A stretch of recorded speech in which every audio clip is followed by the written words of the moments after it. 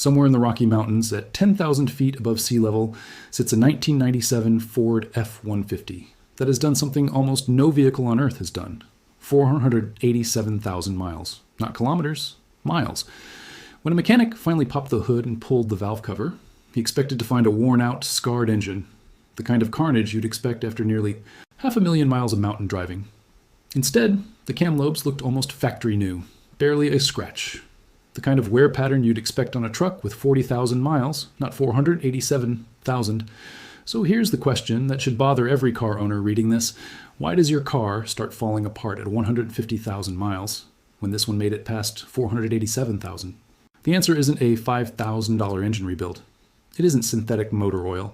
It isn't even good luck. It's a $2 mineral. And the people who don't want you to know about it are making $100 billion a year off your ignorance. Let's talk about money, because money explains everything.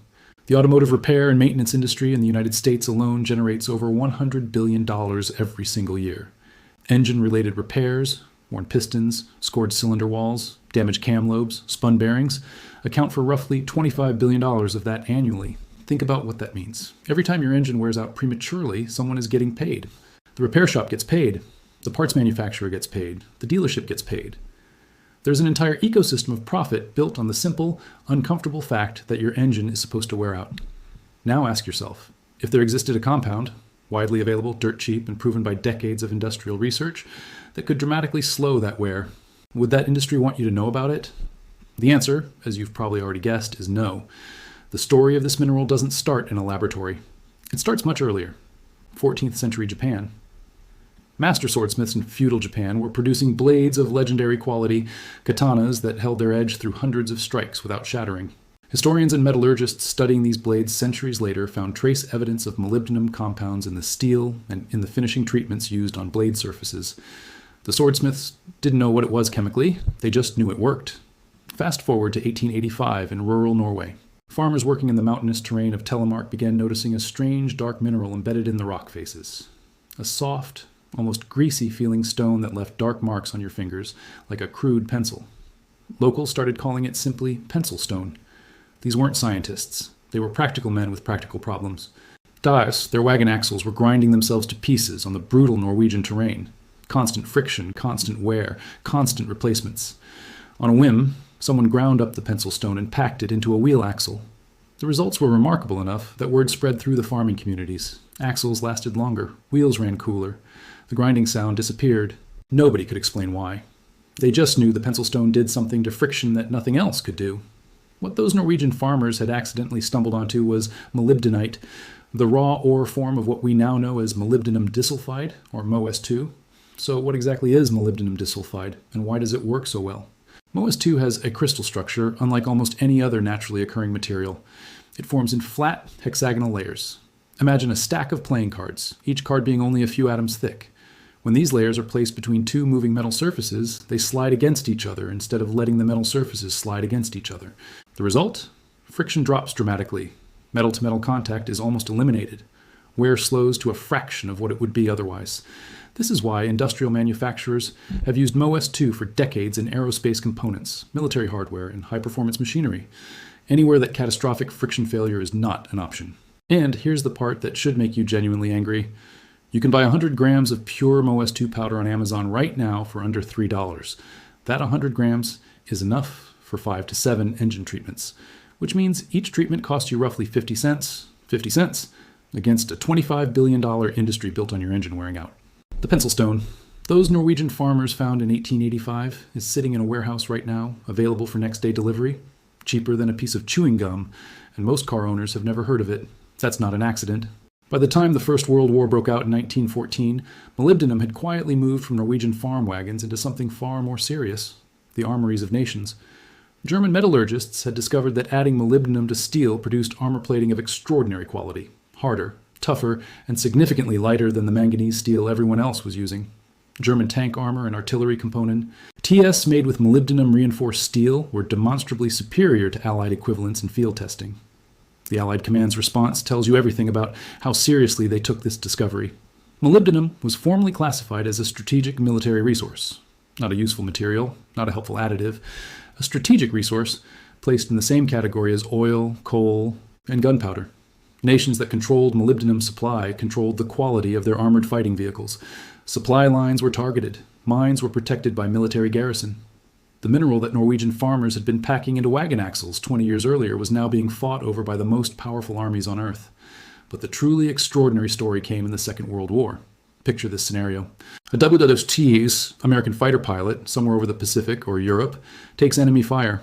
The oil lines are hit. The engine oil, every drop of it, bleeds out into the slipstream at altitude.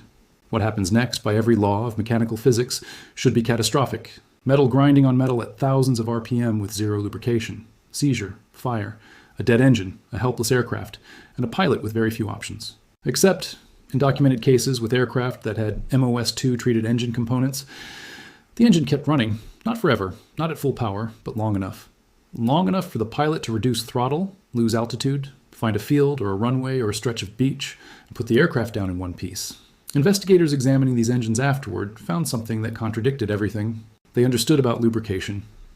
The metal surfaces weren't freshly scored and destroyed the way they should have been.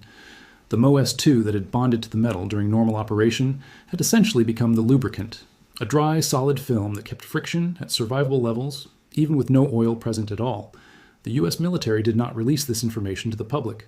Why would they? A compound that kept engines alive after losing all oil was a battlefield advantage. You don't hand that to your enemies, or apparently to your own civilians either. While military researchers were running classified tests on MOS2 back in Colorado, a man named Otis King had a problem that was the opposite of a secret. He had too much molybdenum.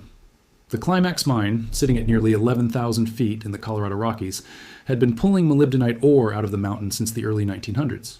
Under King's aggressive expansion in the years following WWII, when military demand had made molybdenum's value undeniable, Climax became the single largest molybdenum-producing operation on the planet. The output was staggering. At its peak, Climax was producing more than half of the world's entire molybdenum supply from a single mountain in Colorado.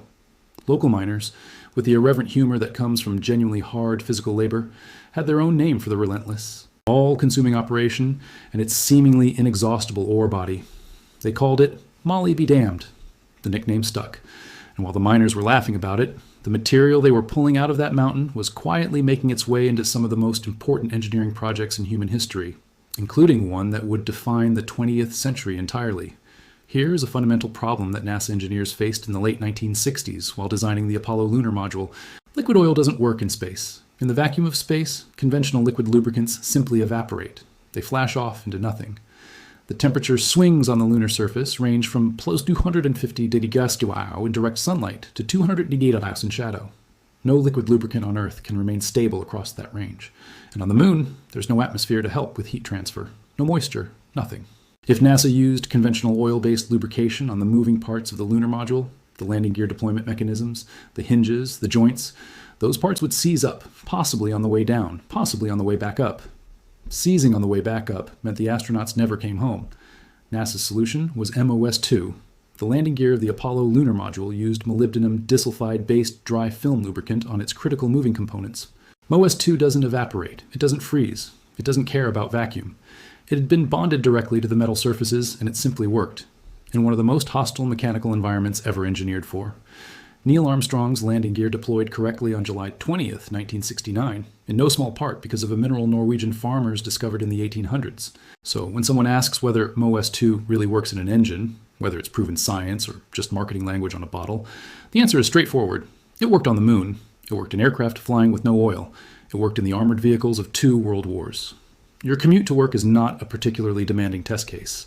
This is the part where MOS2 separates itself from every conventional oil additive you've ever poured into your engine. When you add standard motor oil to an engine, it does its job through fluid film lubrication. The oil physically separates moving surfaces by filling the space between them. It works well, but it has a critical vulnerability. It requires pressure and volume to maintain the film. Under extreme load, at startup before oil pressure builds, or when oil is lost, the film breaks down. Metal touches metal. Wear happens. MOS2 does not work this way. When MOS2 particles enter an engine and reach the moving metal surfaces, something happens at the atomic level. The sulfur atoms in MOS2 are chemically reactive with iron, the primary component of steel engine parts. Under the heat and pressure of normal engine operation, these sulfur atoms form actual chemical bonds with the iron atoms on the metal surface. The MOS2 doesn't sit on top of the metal. It doesn't float in the oil, hoping to be in the right place at the right time. It becomes part of the metal surface itself. What remains is a crystalline layer, those flat sliding hexagonal sheets of MoS2 bonded directly to the iron substrate. The best analogy engineers use for what this feels like, mechanically, is ice sliding on ice. Think about that for a moment. Ice on ice has one of the lowest friction coefficients of any two surfaces in nature. That's essentially what MoS2 creates on your cylinder walls, your cam lobes, your bearing surfaces. A permanently bonded, low-friction layer that is present whether your oil film is thick, thin, or completely gone. It doesn't wash off. It doesn't drain out when you change your oil. It doesn't evaporate at high temperatures. The Norwegian farmers called it the pencil stone. NASA called it a mission-critical lubricant. The US military called it a strategic resource. Your engine just calls it protection. I want to be clear about something before we get into numbers. I'm not a chemist. I'm not a mechanical engineer with a laboratory and a research budget. I am someone who owns a 2006 Chevrolet Silverado with 168,000 miles on it. A truck that has been reliable, but which was starting to show the very predictable wear patterns that come with high mileage and years of cold starts. Fuel economy had drifted down. The engine wasn't rough, but it wasn't smooth either. Anyone who's owned a high mileage truck knows exactly what I'm describing. That subtle coarseness at idle, the slight hesitation, the fuel gauge that moves a little faster than it used to. I spent $2.80 on 100 grams of MoS2 powder. I used 7 grams for the first treatment. I tracked fuel economy obsessively for 90 days before the treatment. Every fill-up, every mile, logged in a notebook. My baseline average was 15.4 mpg across a mix of city and highway driving. After treatment, I gave it 500 miles for the compound to fully seat into the metal surfaces before recording anything. Then I tracked another 90 days with the same routes, the same driving habits, the same fuel station. The new average, 16.6 mpg. That is a 7.8% improvement from a compound that cost less than a candy bar. At current fuel prices, running roughly 10,500 miles per month, that difference works out to just over $31 in monthly savings. Not life-changing money on its own, but consider $31 per month, every month, from a one-time $2 investment. And that's only counting fuel, not the wear reduction happening on surfaces I can't see, not the extended oil change intervals some users report, not the deferred repair costs down the road. The math is almost offensive in how simple it is. My single truck is anecdotal evidence. I know that. One vehicle, one driver, too many variables to be scientifically conclusive. So let's talk about Kenji Watanabe, a fleet manager operating out of Osaka, Japan, who has been running a quiet experiment at genuine scale for the better part of a decade. Watanabe manages a commercial fleet of 22 Toyota Corollas used for delivery and service operations, vehicles that are driven hard, driven often, and expected to keep running no matter what. These are not babied weekend cars. They accumulate miles the way most of us accumulate email. His entire fleet has now crossed 360,000 miles. That's 580,000 kilometers on the original engines, not rebuilt engines. Original engines. His annual maintenance cost per vehicle for engine-related issues, $60. For context, the industry average for comparable fleet vehicles at comparable mileage runs anywhere from $400 to $800 per vehicle per year in engine maintenance alone. Watanabe's fleet is running at roughly 1/10 of that cost. When other fleet managers in his network asked what he was doing differently, different oil brand, different service intervals, different driving protocols, his answer reportedly confused most of them. A powder, a gray-black powder that costs almost nothing and goes in through the oil cap. The fleet data has been circulating in Japanese commercial transportation circles for years. It has not made the news in the West. It has not been picked up by automotive media. The $100 billion industry has remarkably little interest in amplifying the findings of a fleet manager in Osaka. This is not complicated. You do not need a mechanic. You do not need special tools. You need a warm engine, the right amount of powder, in about 20 minutes. Here is the exact process. Step 1, warm the engine. Drive normally for at least 10 to 15 minutes, or let the engine idle until it reaches full operating temperature.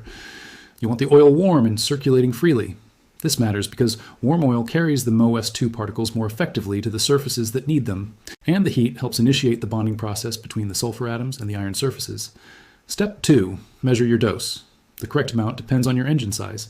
For a 4-cylinder engine, use 5 grams of MoS2 powder, roughly 1 level teaspoon. For a V6 or V8, use 7 to 10 grams, closer to 2 teaspoons. Do not exceed these amounts. More is not better here. Excess MoS2 that de-O-isn't bond to surfaces will simply circulate in the oil and eventually get filtered out. You're not trying to fill the engine with the stuff. You're depositing a molecular layer on metal surfaces. Step 3, add through the oil fill cap. With the engine at idle, remove your oil fill cap. Slowly pour the measured powder directly into the opening. Replace the cap immediately and securely. Step 4. Let it idle for 20 minutes. Do not rev the engine. Do not drive it. Let it sit at idle and allow the oil to carry the MOS2T throughout the system, into the main bearings, up to the cam lobes, into the cylinder walls, across every surface that experiences friction. The 20-minute idle gives the E compound time to reach operating surfaces and begin the bonding process under stable, low-stress conditions. After that, drive normally. The first 500 miles are when the most significant bonding occurs as the compound seats itself into the microscopic surface, irregularities of your engine components. After that, the layer is established and working continuously, whether your oil film is perfect or not. Repeat the treatment every 20,000 to 25,000 miles, or whenever you feel it's appropriate based on your driving conditions. That's it. That's the entire process. Let me say something that the automotive industry will never say out loud. Their business model requires your car to break down, not catastrophically, not immediately. That would be too obvious. But on a schedule. A quiet, predictable schedule that conveniently begins right around the time your factory warranty expires. Your engine is engineered with tolerances that allow for a certain rate of wear. That wear rate produces a revenue stream. Repair shops, parts manufacturers, dealerships, oil companies, they have all built their financial models around the assumption that your engine will wear at a predictable rate and need predictable intervention at predictable intervals. You are not a car owner to these companies. You are a repeat customer. And repeat customers, by definition, need to keep coming back. For 80 years, from the classified military research of WWII through the Apollo program, through decades of industrial application in aerospace and defense, the people who understood what MOS2 could do kept it in contexts where it served their purposes. Military readiness, space exploration, high-end industrial machinery, not your F-150, not your Corolla, not the car you're making payments on right now. The Norwegian farmers figured it out in 1885 with no science and no funding. They just packed the pencil stone into their axles because it worked. A century and a half later, with the entire internet at your fingertips and 100 grams of the same compound available for $2.80 and next-day delivery, you now have the same knowledge they had, plus everything the military, NASA, and industrial engineers spent decades proving. The cycle only continues if you don't know how to break it. Now you do. If this video gave you something worth knowing, subscribe and turn on notifications, because what's coming next goes even deeper. In the next video, we're going back to 1951, and the material that was quietly removed from homes across America before most people alive today were born. A substance that was in your walls, your floors, your pipes, your insulation, and the industry that spent 50 years making sure you never asked why it was taken out, or what it was really capable of. Same pattern, different material, bigger story.